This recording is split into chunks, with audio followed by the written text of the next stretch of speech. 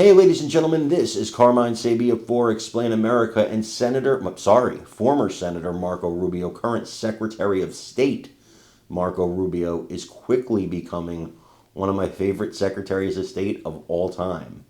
And he set the Senate on fire yesterday. Before we get started, please make sure you like, comment, share, and subscribe. Those little things really help us out, and they help our channel continue to grow.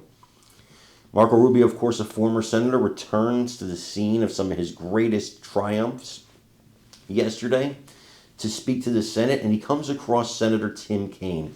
You may remember Tim Kaine from his failed chance at the vice presidency in 2016 as former Secretary of State Hillary Clinton's running mate on the Democratic ticket.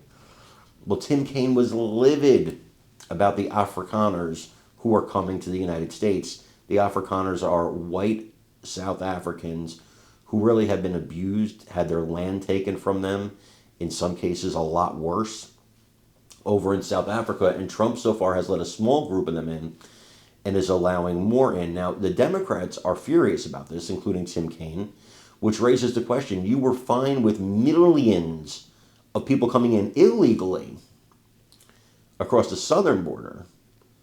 But now that like 50 white people came, you're going out of your mind. And Rubio hit him right between the eyes. He said, you're only mad because they're white. You're a racist. That was poignant. I'm telling you, Rubio someday, mark my words, will be president of the United States. I said it in 2016. I had supported him before I supported Trump. Rubio's going to be the man someday. And he should be. Because he is fantastic. The guy knows foreign policy, knows domestic policy. He is whip smart. And he set the Senate on fire with this. It was beautiful. I want you to see it. And let me know what you think in the comments.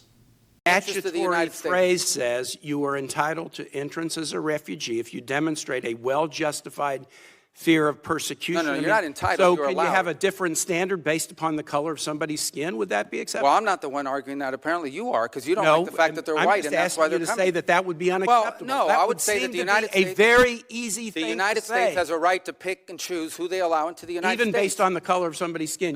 You're the one that's talking about the color of their skin, not me. These you're are people whose farms were being burned down and they were killed because of the color of their skin. Well,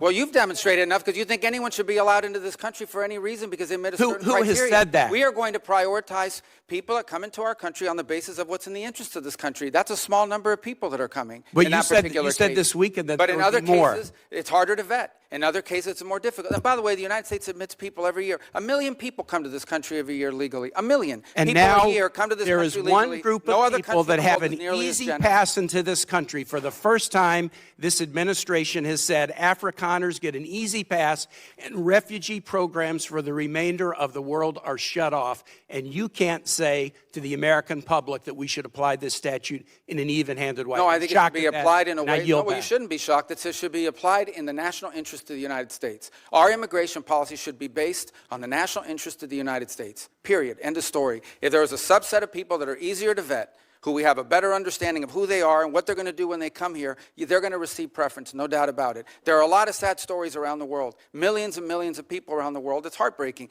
We cannot assume millions and millions of people around the world. No country can. So you have to have a process of deciding who do you prioritize, who do you allow in. We do it all the time. We do it in our immigration system now under our current laws. Unfortunately, it's primarily based on family connection and not on what they're going to contribute to the society from a merit standpoint. That should be changed, but that'll require statutory changes. But the bottom line is, this notion that somehow we have to accept anyone who wants to come to the United States is absurd. No country in the world has an immigration policy like that. And no one is arguing that we should. I yield back, Mr. Chair. Thank you very much.